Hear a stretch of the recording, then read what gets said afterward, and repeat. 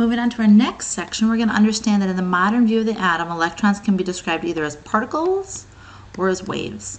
And you'll be able to calculate the wavelength of a particle using de Broglie's equation. If light can be viewed in terms of both a wave and a particle, why can't particles of matter, such as electrons, be treated the same way? The photoelectric effect demonstrated that light, usually considered to be a wave, can also have properties of particles, albeit without mass.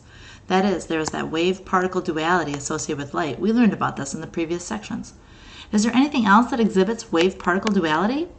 The particle properties of matter, electrons, for example, are well known.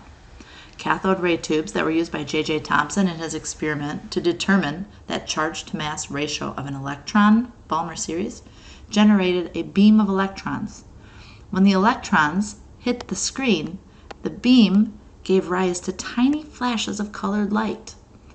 Such phenomena are best explained if we picture electrons as being particles. But does matter also exhibit wave properties?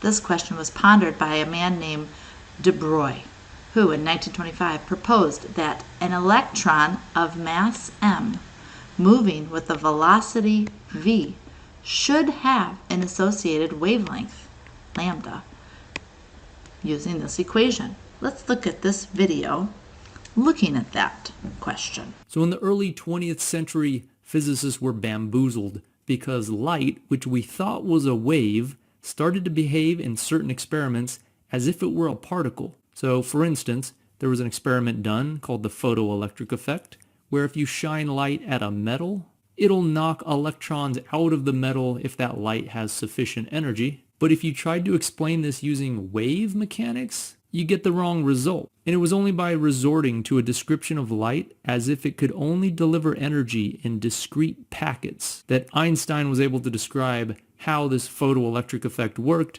and predict the results that they actually measured in the lab. In other words, light was only giving energy in certain bunches equal to something called Planck's constant multiplied by the frequency of the light. It either gave all of this energy to the electron or it gave none of the energy to the electron. It was never half and half. It never gave half of this energy. It was sort of all or nothing. But this was confusing to people because we thought we had established that light was a wave, and we thought that because if you shine light through a double slit, if it were a particle, if light were just a bunch of particles, you would expect particles to just either go through the top hole and give you a bright spot right here, or go through the bottom hole, give you a bright spot right here. But what we actually measure when you do this experiment with light is that the light seemingly diffracts from both holes, overlaps, and it gives you a diffraction pattern on the screen. So instead of just two bright spots, it gives you this constructive and destructive pattern that would only emerge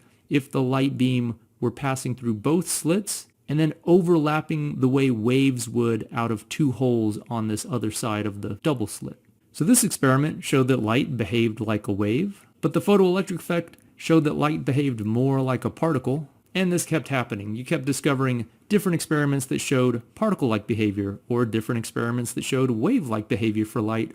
Finally, physicists resigned to the fact that light can seemingly have particle-like properties and wave-like properties depending on the experiment being conducted.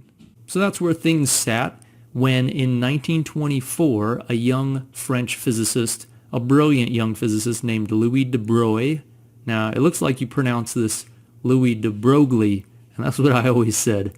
I always read this and I said de Broglie in my mind, and I knew that wasn't right. If you look it up, it's more like Louis de Broglie. So get rid of all that, replace it with a Y in your mind.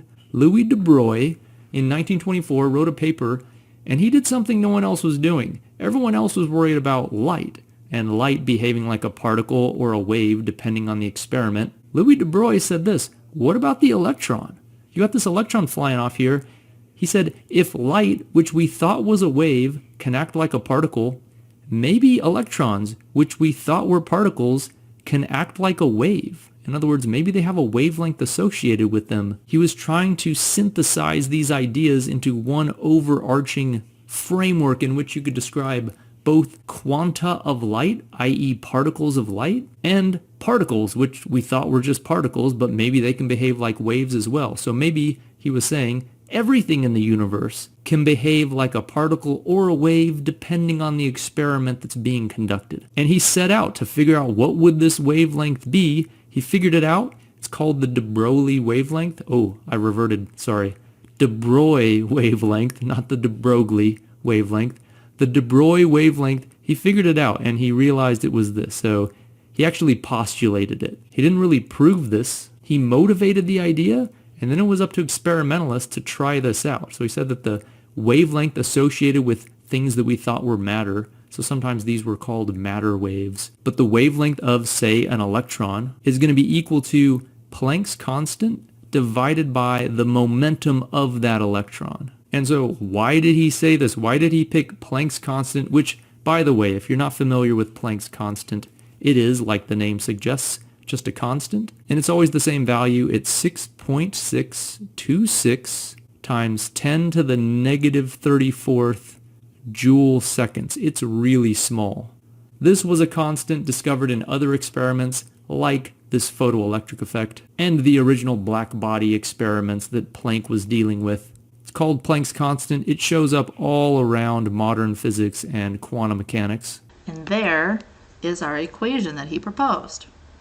So de Broglie's revolutionary idea linked the particle properties of an electron, mass and velocity, with the wave property, wavelength. Experimental proof was soon produced. In 1927, two scientists found that diffraction, a property of waves, was observed when a beam of electrons was directed at a thin sheet of metal foil. So matter has wave properties. We're going to use that same Planck's constant, 6.626 times 10 to the negative 34th. And we have m times v, which in that last video, mass times velocity, is momentum. And it's got to be a very small number. This is not observable for big pieces of matter, however, like a golf ball. A 46-gram golf ball going at 150 miles per hour would have a large, huge momentum, mv product, and therefore an incredibly small wavelength, because we know h is Planck's constant, and it's an incredibly small number. This is only observable for small pieces of matter, like electrons. Let's do a practice problem here. Calculate the wavelength associated with an electron of mass, given, that travels at 40% of the speed of light. Let's calculate what 40% of the speed of light is. 40% is 0.4, and I'm going to times that by the speed of light, 2.998 times 10 to the 8th meters per second. And so that gives me my v, my velocity here. If I know velocity and I'm given my mass, I want my mass to be in kilograms for m times v. So I'm going to do h, my Planck's constant, divided by my m times v. There's my mass, there's my v. And that would give me my answer in meters. And then I'm going to convert from meters to nanometers. 6.07 times 10 to the negative 3rd nanometers.